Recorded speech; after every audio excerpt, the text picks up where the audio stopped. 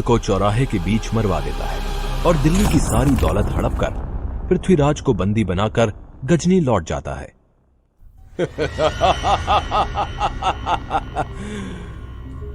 दिल्ली का सम्राट पृथ्वीराज चौहान आज हमारे सामने जंजीरों में जकड़ा बंदी बनकर खड़ा है।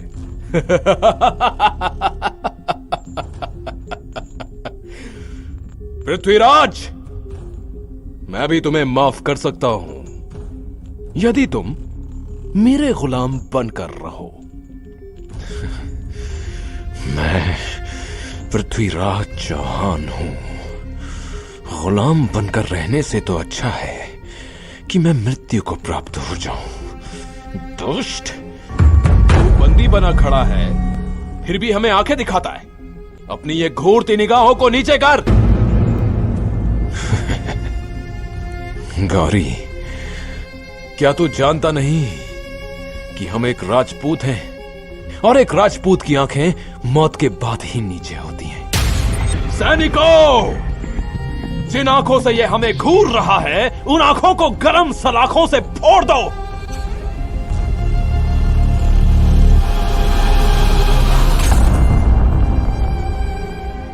हम इसे इतनी आसानी से मृत्यु दंड नहीं देंगे। इसे बंदी गृह में डाल दो। इधर दिल्ली में पृथ्वीराज के राजकवि चंद बरदाई अपने सम्राट की दुख भरी खबर सुनकर चिंतित होते हैं। मैं अपने मित्र को मरने नहीं दूंगा। मैं उनकी जीवन रक्षा के लिए गजनी जाऊंगा।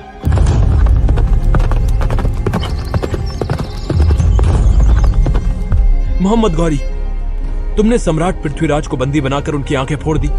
क्या तुम भूल गए कि इसी पृथ्वीराज ने तुम्हें 16 बार माफी की भीख दी थी? भीख। सैनिकों, बंदी बनाकर इसे भी इसके मित्र के साथ बंदी गृह में डाल दो।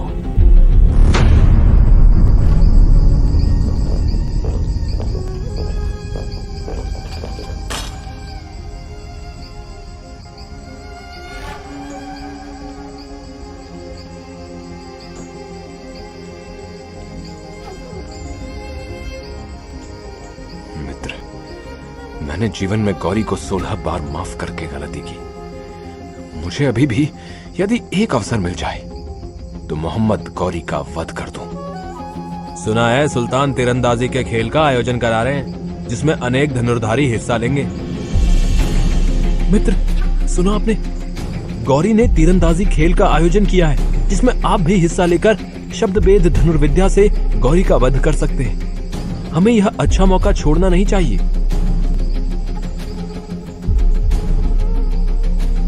चंद्र बरदाई, क्या तुम भूल गए हो कि हमारी आंखें फोड़ दी गई हैं? अतः ऐसे में तीरंदाजी कैसे संभव है?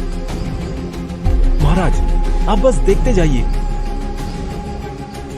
सिपाही, हम सुल्तान से तीरंदाजी खेल के सिलसिले में कुछ कहना चाहते हैं। मेरा यह संदेश शीघ्र सुल्तान तक पहुंचाओ। गौरी की अनुमति पाकर चंद बरदाई को दरबार में पेश किया जाता है। सुल्तान, आपने जो तीरंदाजी के खेल का आयोजन किया है उसमें मेरे मित्र पृथ्वीराज चौहान भी हिस्सा लेना चाहते हैं। क्या एक अंधा तीरंदाजी करेगा? आपने पृथ्वीराज का यह कर्तव्य देखा ही कहां है? आंखें ना होने के बाद भी वे अच्छा निशाना लगा सकते हैं, आवाज सुनकर तीर चला सकते हैं। असंभव, असंभव। आप अवसर देकर स्वयं देख लीजिए। ठीक है, उसकी मौत से पहले उसका यह हुनर भी देख लेंगे। और यदि पृथ्वीराज चौहान का निशाना चूक गया तो उसके साथ तुम्हें भी मौत की सजा मिलेगी। समझे? मुझे मंजूर है। गौरी को परास्त करने का आपको एक सुनहरा अवसर मिला है। आप शब्दभेद कला में निपुण हैं। इस खेल में आप तवे पर बाण न चलाकर गौरी पर बाण चला देना। लेकिन मुझे पता कैसे चलेगा कि गौरी कहां बैठा है? दोहे के द्वारा मैं बताऊंगा कि गौरी कहां बैठा है और आप मेरे शब्दों के आधार पर गौरी पर तीर चला देना। इस तरह योजना बनाकर पृथ्वीराज के साथ चंदर बरदाई तीरंदाजी के खेल में उपस्थित होते हैं। सुल्तान, तवे से निकली आवाज सुनकर पृथ्वीराज उस तवे पर तीर चलाएंगे। लेकिन सुल्तान, आपको 3 बार हुक्म देना होगा, तभी मेरे मित्र तीर चलाएंगे। तीर चलाओ पृथ्वीराज चौहान। हे पृथ्वीराज, कमान बांध, है अंतिम अवसर यही, एक बाण से लक्ष्य बेध कर मत चूके चौहान। 4 बास 24 गज, अंगुल अष्ट प्रमाण, ता ऊपर सुल्तान है, मत चूके चौहान। लगाओ निशाना, निशाना साधो पृथ्वीराज। गौरी की आवाज तथा दोहा सुनकर पृथ्वीराज गौरी पर तीर चला देते हैं।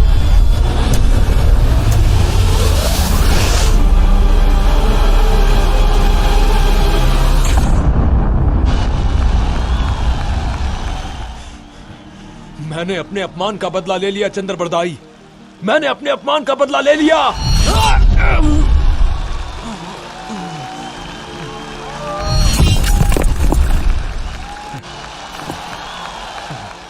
गुलामी से अच्छा तो मृत्यु लोक है। दुश्मनों के हाथों मरना पृथ्वीराज चौहान की शान के खिलाफ है।